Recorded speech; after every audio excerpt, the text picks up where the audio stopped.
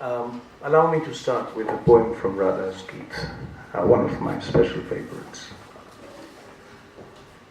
Radha's Geet is a very special collection of poetry and has a special place in the tradition of mystical literature, especially written in English.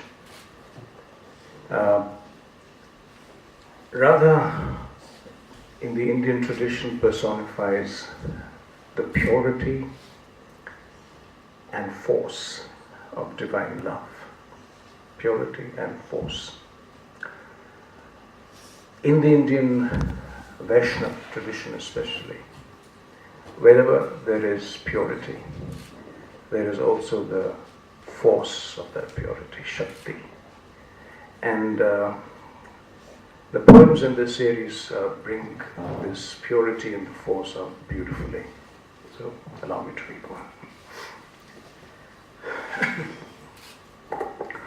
My stillness is my love for you. My muted lips, my kiss. My eyes shall be the rose you seek. My emptiness, your sky. My stillness is my love for you. My silence is my deepest touch. My absence, my clasp. My slowed breaths, the passing breeze. My heartbeat, your name. My stillness is my love for you. My pulse throbs in marble white, the ground beneath your feet. My loneliness is the gaze of stars and rustling leaves in dark. My stillness is my love for you. And emptiness is all here is, an emptiness for you. The vast space of dark, my arms, the rose-hushed breeze, my lips. My stillness is my love for you.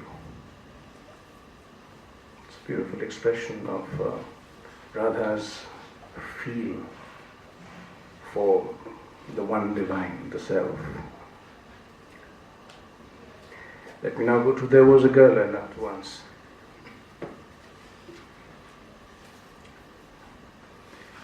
There was a girl I loved once. Her smile was sky, her touch was earth, and everywhere I turned with eyes of blood, I saw her face. And I saw in her eyes a night full of stars and a forehead of moon, and I longed to hold the limbs of space as I heard in her laughter a giggle of waves.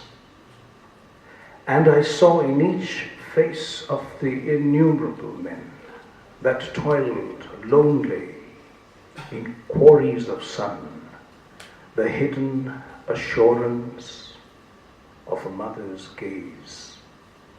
And I felt the tears of countless children that welled in my throat and dried in my eyes unseen.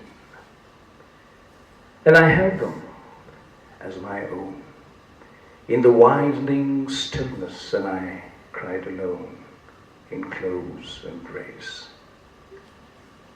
And I see her smile even now, with waves of gold in mustard fields and huts of neem with floors of clay.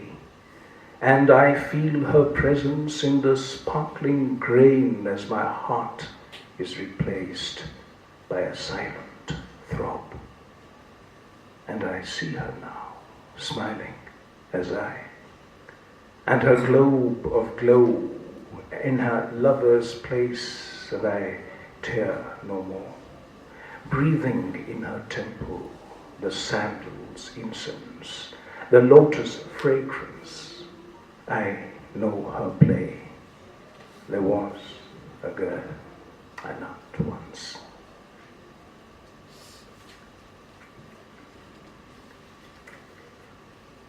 Another of my favorites, a very beautiful weaving of mysticism and divine romance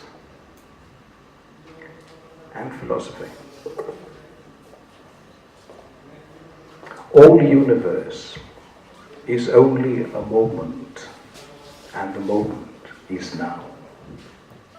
Our lives only a cross-section of an ancient flow from the past to endless future, collapsing at the moment of attention. All we are is an instant. All we live is now. All is here, returning from mind to marrow, thought to feel, that ever-present still of awareness. In that still, neither you nor I are here. Even a moment's deep communion was enough to eliminate the two. The one who proclaimed, "I love you," is no longer there. The grand finale of love is death, where all is placed upon the altar, the lover and the beloved too. All attainments gone, even the conceit of being one who adored, taking a sword to slash the image of you who were omniperson, and the overflowing shunya rushing in to fill, submerge and fulfill. The last act of annihilation before the towering vision that eyes cannot measure, beyond horizon that arms may not encircle. And as my frail arms struggled to grasp her globe of light, endless and void at the same time, she reached down to clasp. Body and mind cowering in awe, that failed to bear her dazzle raised by her. Words can only sketch in shades their silence, bringing out the light, often highlighting the same in various moods or perspectives, against newer backgrounds or scales. Yet all studies only outline the one portrait without image, thus describing the void that overflows from everywhere. I am described at the last moment I disappear. There was a girl I loved once. Are we all together? Are we following? Somewhat, if these poems require a degree of, I often say a degree of meditative concentration, otherwise you miss the nuance that makes mystical poetry what it is.